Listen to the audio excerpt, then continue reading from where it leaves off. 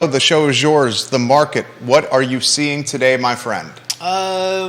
Today we're kind of flat, but the trend has been downward, and we're in like a, if the Fed managers across the nation could stop speaking so often, I think we'd stay that way.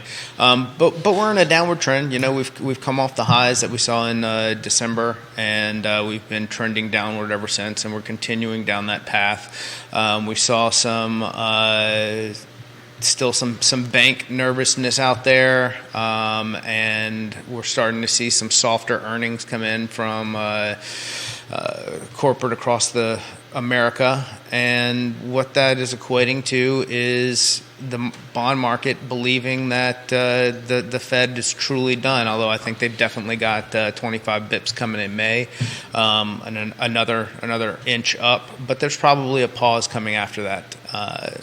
Which has been in line with what I've been saying all along. It has been in line with what you're saying. Some publications are saying a chance for an increase in June as well.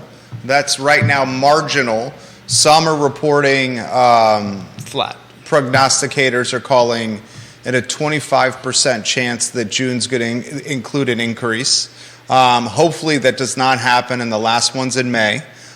Keith Smith, jump in. The market, your eyes. Yeah, so I can tell you from a sales perspective, for being in the trenches, I just took a look at week over week. We do this all the time, right? Last Wednesday versus this Wednesday, there was a 61% increase in sales. We jumped from pendings from 66 last week to 106 now. But the inventory is pretty flat. It was 82 last week and 88 this week. So we've been talking about this for a while. Inventory is staying flat. I think you're seeing pendings jumping up.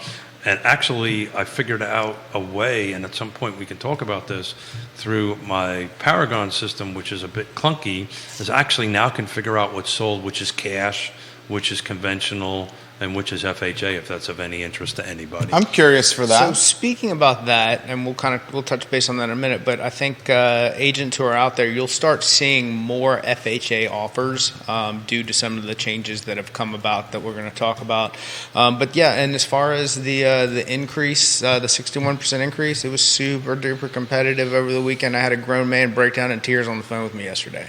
I'd asked you not to talk about that in front of everybody. Please but don't. You had a grown man, one of your clients break down in tears. This market is bullshit was how it started, and then he deteriorated. How'd you handle that? Walk us through how you managed that. I started with, look, we knew this going forward, and you can't get emotionally attached to every offer.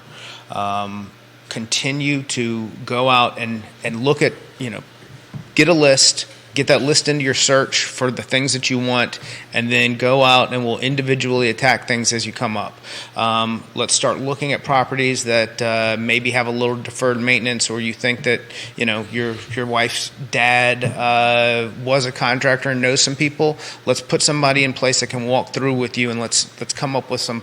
Let's look at some other options to get you what you want, because if you are married to going after these choice properties, you're going to continue to have some feels, and just trying to open his eyes a little bit to what else is available to him and how we're going to be able to create the best plan going forward. So I'm glad you brought that. I'm sorry, Jerry. No, that was great. I'm glad you brought that up, because I actually was thinking today on the way in about the emotional side of this, right? So let's kind of take numbers and stuff out of it. We put a home on the market on Friday, put it under contract last night, multiple offers, and my ride in was the phone call to the agents, right? I'm sorry, this didn't. And it's not just the buyers and the sellers at this point. There's a lot of emotional pressure on the agents, and I was very fortunate. All the multiple offers are on the table were what I consider Class A real estate agents, and you can start hearing the demoralization. There you go. The dispirit. Yeah, there's a lot of people out there who need to feel a win. You got to put something in that column because that's your confidence in the morning to get up and put your suit on or your pants on or your shirt on and go.